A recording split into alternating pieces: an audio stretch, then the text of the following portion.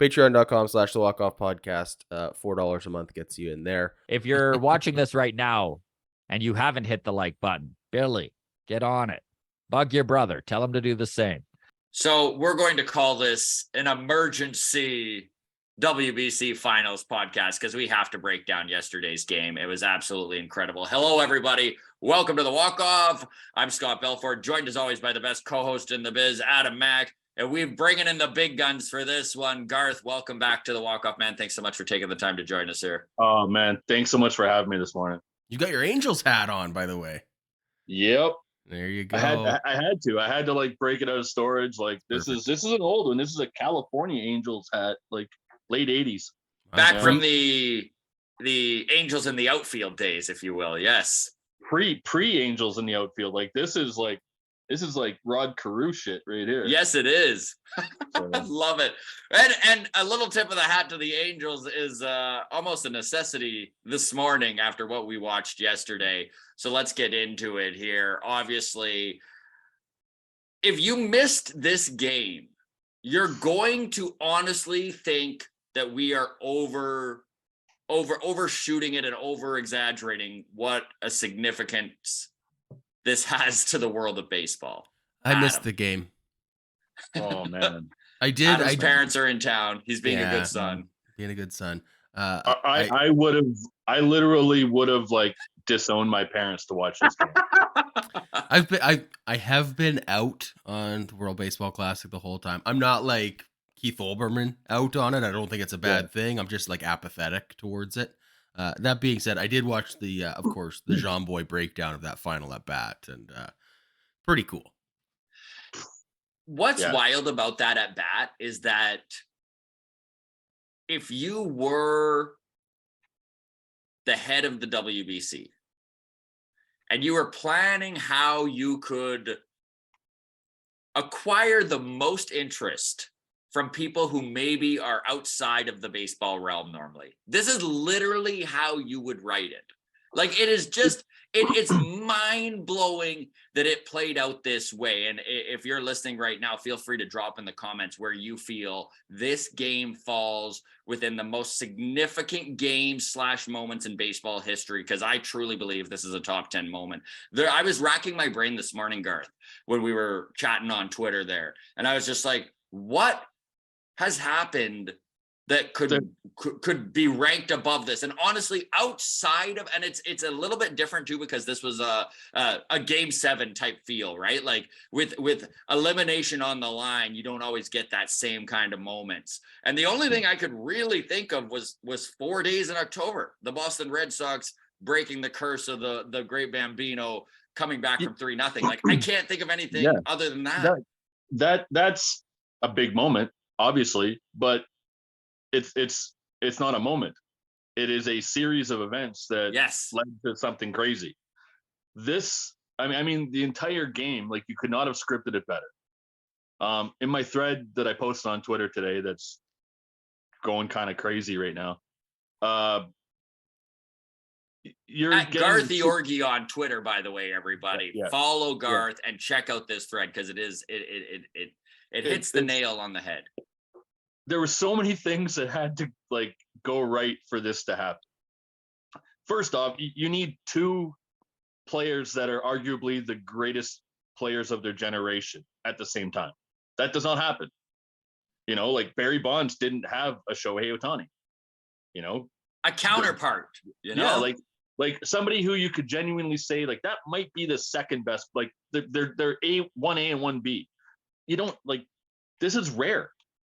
And then to have them both play on the same team and then both of their teams make the finals and then like everything work out so that they face each other with 2 out in the 9th inning with a 1-run lead.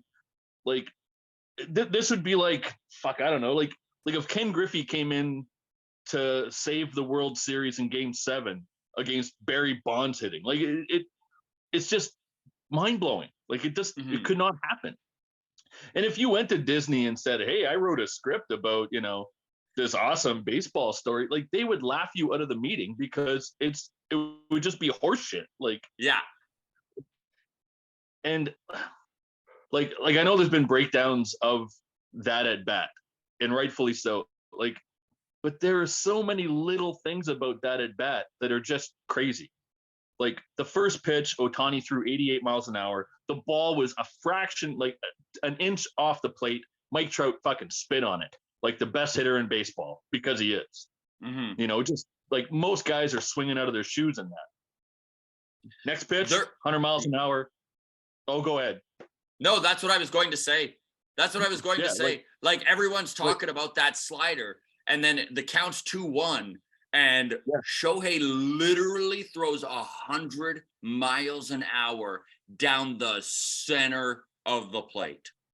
And Trout, like Trout couldn't do Missed anything with by it. like. Yeah. Honestly, when he started his swing for a split second, in my head, I was like, "This is out." Yeah.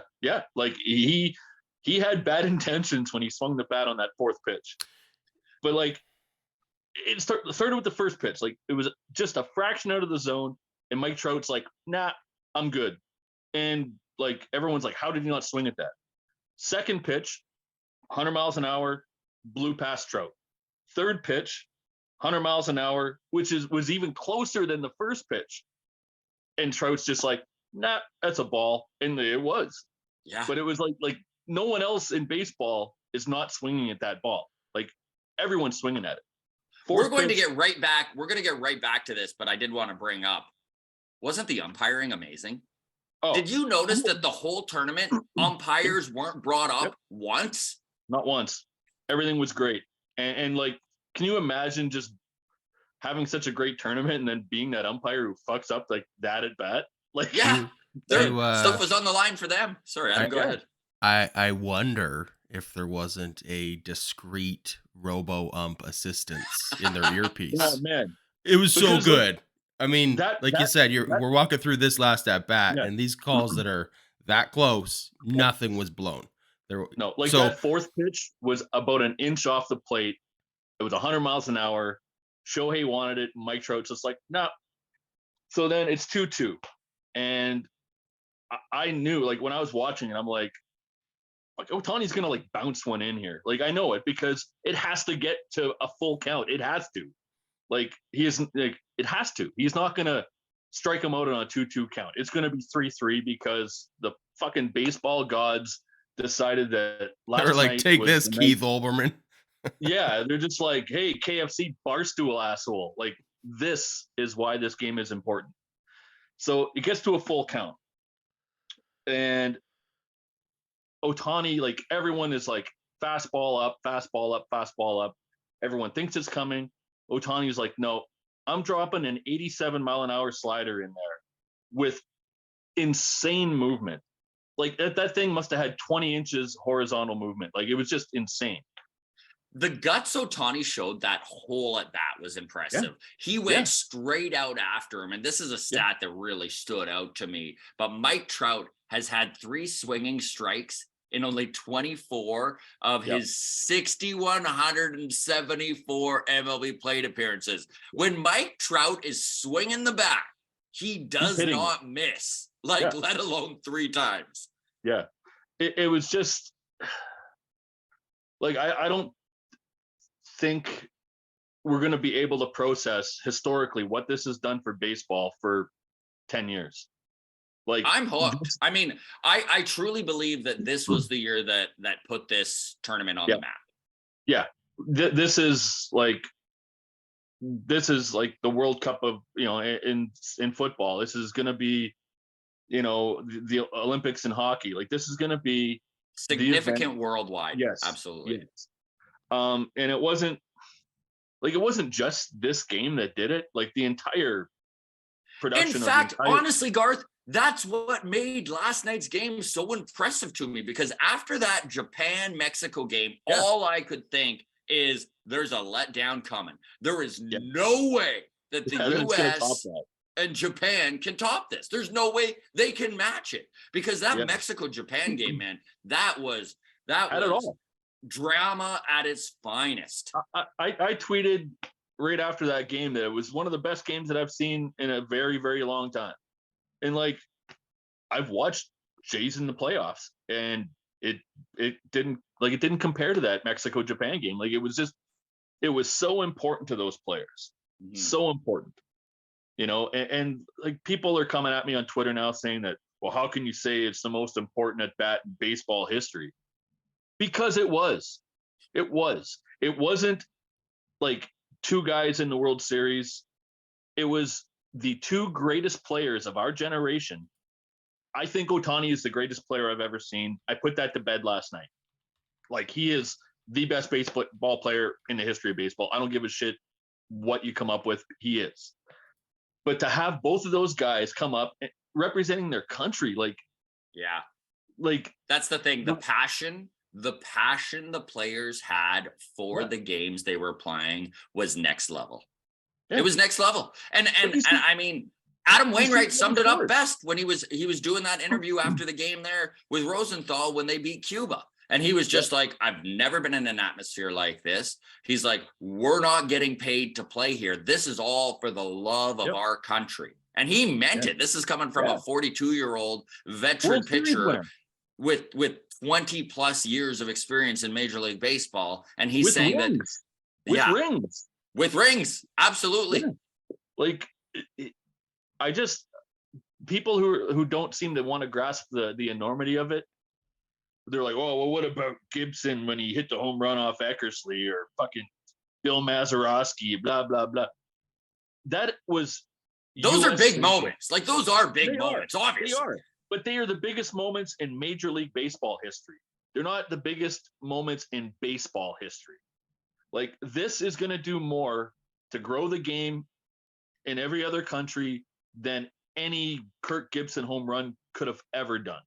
Internationally, I don't think that there has ever been a baseball moment like this, or even something that you could say is close. Like, this is like a moment on its own. Adam, I know your face, you're making faces here. I'd love to hear what you're thinking, buddy, because I know you didn't watch, so I kind of am interested in that perspective too. Because in your mind, you're like, how could this possibly be the case, right? No. Like, I recognize. I mean, just from a viewership standpoint, 100 million viewers. 100 million viewers last night, and then also the biggest. I mean, everything you guys just talked about, the enormity of the matchups, arguably 1A and 2B of the top players in baseball going currently, right? Like, two just insane generational talents facing off. Yeah, it's like you said, if you were to take that script to Disney, they'd laugh you out of their office because it's too cheesy, right? It's too ridiculous. Oh, of course they're gonna have a thing. Like, oh, sure, right? Yeah, I don't know. It's you add that on top of 100 million viewers worldwide, or whatever the numbers ended up being in the end, and how many times even people who didn't view it are going to watch the clips or that final inning on YouTube or whatever on the MLB channel. Like, it's going to get another 200 million replays on TikTok and all the places. It's almost there already. Like, so yeah, I mean, from a significance or an impact on the game, yeah, probably. I don't know. Like, the only thing that I can think that's even comparable to growing the game internationally was back in like the 20s when Babe Ruth and like those dudes did a barnstorming tour around Japan.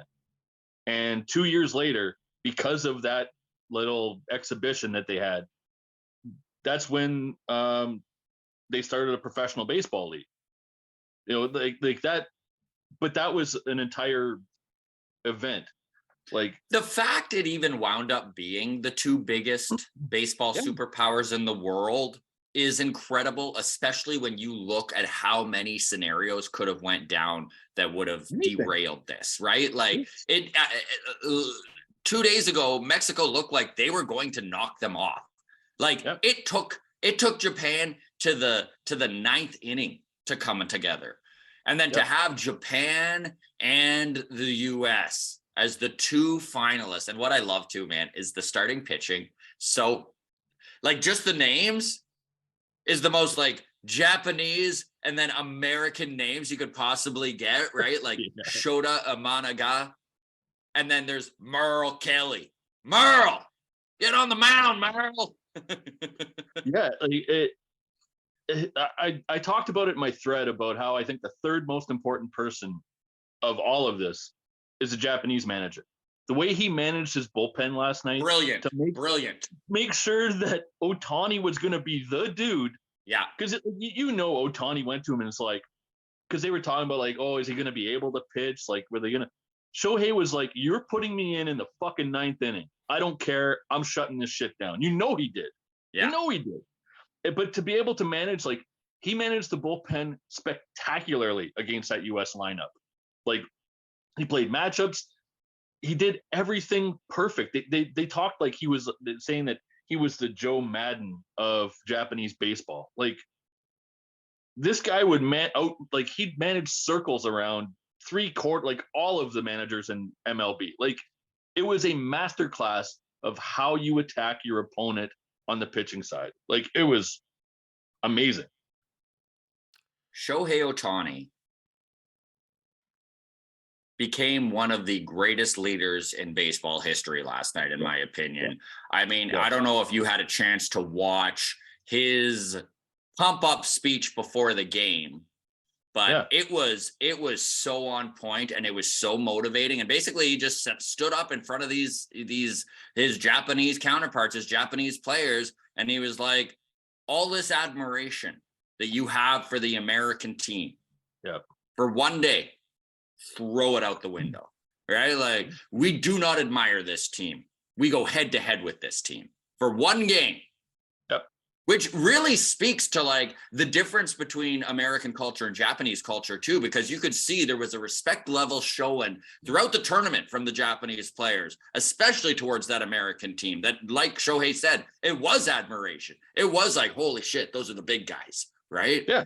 Well, you look across the mountain and it's like, holy shit, there's Mike Trout and Mookie Betts and Nolan Arenado and like a who's who of like great baseball players. That might have even been the greatest baseball team ever assembled. The only reason there's arguments it's not is the pitching. Like, literally, that offense that the U.S. strutted out there, like, I can't, man. I can't. Trey Turner hit 9th most of the tournament. And tied the record for home runs, like in the 9 spot. and like you mentioned respect, like, man, you guys know what Twitter can be like during baseball season. It's a fucking cesspool. People are bickering and like cherry picking stats to. Yeah, I didn't see much of that. I saw Oberman and the KFC asshole, like those guys, whatever. Who cares? But I mean, for fans of baseball, there's no one that's gonna say like, oh, the US got cheated and it's bullshit. Everyone's just like, man, that tournament was unreal. It was so good. It was some of the best baseball I've seen in forever. Like, there's so many people just talking about how, like, disrespectfully, like, whoa, man, like Mexico, like, they got a team, or like, hey, Puerto Rico, they got some dudes. Like, it was not, like nitpicking little minute bullshit details. It was like, this is good baseball. Everyone loves it. Like, and it was just a fun tournament. Because I am such a huge baseball nerd, obviously most of my friends are also baseball nerds, and a wide range of opinions on all sorts of baseball stuff. But honestly, there was not one person. I mean, there were some guys who were like, I'm just not into the tournament, but there was nobody who was like, this tournament is bullshit. This tournament is, like, you really have to search through the bowels of Twitter to find those guys. They're called Mets fans because they lost Edwin Diaz. It's the only people who are upset by this tournament. Exactly. And like, I mean, the Astros need another second baseman now, but yes, I do get what you're saying. Yes. But that shit could happen. You're telling me Altuve couldn't got hit with a pitch in spring training? Of course he could. Of course he could. Gabriel Moreno did, and he's out now with Arizona because he got hit by a pitch. Like, that happens. It's baseball. Like, if you're going to complain that, injuries happen in the WBC, then why are we even playing baseball? Like, let's just go to the postseason. Like, whatever team looks best on paper, put them in the playoffs, because someone might get hurt in a meaningless game. Like, by the way, go ahead, Adam. Sorry. No, I just wanted to step in and say I do have like a few like nitpicky gripes, but like I want to just let this breathe because you guys are so excited, and I don't want this to be a you guys are having fun with this moment, and I'm like, yeah, but what about this? What about this? So I'm gonna save that until this is done, and then we'll just keep it rolling for the Patreon, and then the Patreon can listen to me bitch about nitpicky details. But Okay. continue. I am enjoying this. Listen, the tournament's not perfect, but boy, oh boy, did I ever enjoy it this year. But we're going to take a little bit of a left turn here because Masataka Yoshida, this guy opened my eyes over this tournament. And I was one of the first guys who, when Boston signed him 5 years, $90 million, I was like, what are they doing? Like, this is a man who's never played Major League Baseball. How could you be so bullish on a dude who's never swung a bat in a Major League batting box? And buddy, like, I truly have no doubt that he's going to be great for that Red Sox team. That deal is going to pale in comparison to the thorn in the side that the Brandon Nimmo deal is going to be for the Mets. Like, truly, they went off board and now they are looking really good. And obviously he still hasn't played a Major League game. So I am going to hit the brakes a little bit, but we're talking about a dude who performed at the highest level. Yeah. Against the best players from around the world. And it's opened eyes to a lot of people. Like Yoshida, the dude can ball, man. He's great. But like Murakami, the guy just broke Sadaharu O's record for most home runs in the Japanese league. He hit 56. And everyone's like, oh, he's doing nothing in this tournament. Oh, he only hit a home run in the final and he won with a semifinal, with a double. Yeah. Like, well, that was the thing too. That semifinal moment, like when he came in, there was speculation he might lay down a bunt. Think about this. This is the guy who broke the the Japanese record for most home runs in a season last year. Yeah. Yeah. And it's like, oh, hey, Aaron Judge, go lay down a bunt. Are you kidding me? What are you talking about? And and Roki Sasaki, like, that kid is gonna, when he becomes available, he's making $300 million out of the gate. Yeah. The second he becomes available, like, there is somebody that's gonna, like, I don't think he can come until the end of 2026, I believe. The second he gets posted, every team in Major League Baseball is gonna be like, hey, here's 10 years, $300 million. Like, Garth, he was hitting 99 with his slider. Like, what? He was touching 103 in March. He's 21 years old, and it's not 103 like a straight pitch. Like Hunter Green, he can hit 103, but his pitch is pretty straight. Man, Sasaki is like 103 wiffle ball. Like, the kid is unreal. Like, I think we have to realize that, like, there's a lot of American fans who rightfully so, like, they still develop the most high-end players, but like, these other countries are nipping at their heels. It's like when Canada loses in hockey, we're just like, oh, like, these countries are not far behind, and their leagues are not like bush leagues. No, these guys can play. That was one thing that did kind of, I don't know. It's not like I had any disrespect for these other leagues around the world. However, I did truly have them as a AA comparative to Major League Baseball. And this tournament really showed that is a bullshit opinion. Yeah. Like there was guys on teams that I've never heard of, like that Nicaraguan quick kid that went out and struck out Soto, Machado, and Devers, and then got himself a Major League contract. Like, like you said, like, there were kids the major leagues hadn't heard of, where scouts were like, how did this guy fall through the cracks? Like, get him a contract. Yeah. Like, I think it opened up so many eyes for people who just had this like US centric view of baseball. And it's a beautiful thing. Like, it's just, I don't know. It's hard to put into words what this tournament did for me and for a lot of baseball fans. Like, it was just, it was really important, but it was also just such a breath of fresh air to watch baseball in March that looked like baseball in October and November. Like, it felt like the playoffs. It It had drama, it had passion, it had the players engaged at a higher level than you would ever see during a major league regular season game. It was magic, man. It was freaking magic.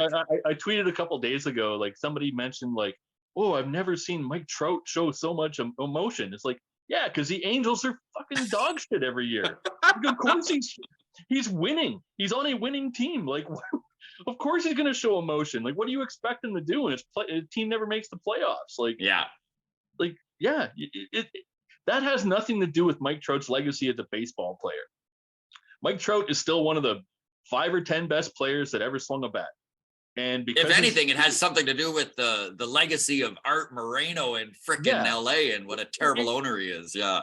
Exactly. Like, I think this is like, hey, Mike Trout isn't like, because people are like, oh, Mike Trout, he's a loser player. That's horseshit. In team sports, one guy, like, unless it's basketball and you're Michael Jordan or LeBron, you cannot carry a team. And this just kind of showed it. Like, you give Mike Trout some dudes, he's pretty good. You give Mike Trout Trey Turner hitting 9th in the lineup, he's gonna kill it every time. Yeah, exactly. Okay, well, I think we delved into this pretty nicely. Did you have anything else to kind of add here, Garth? We were just gonna do a quick little thing just on this, so. Yeah, no, I'm good, man. Thanks for having me. Hey. Yeah.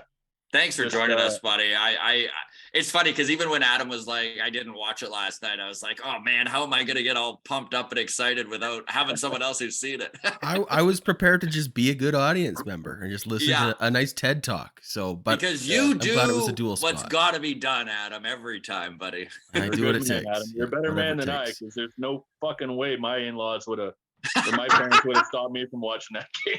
So. No, it was family combined with apathy in general. Again, not against the tournament, just a lack of interest. I think maybe next 3 years from now will be different. Next WBC, everyone is going to be on it a little bit earlier. I would agree. Like we talked about it on a long toss. Like we mentioned, the WBC's coming up, and we're all like, "What, really?"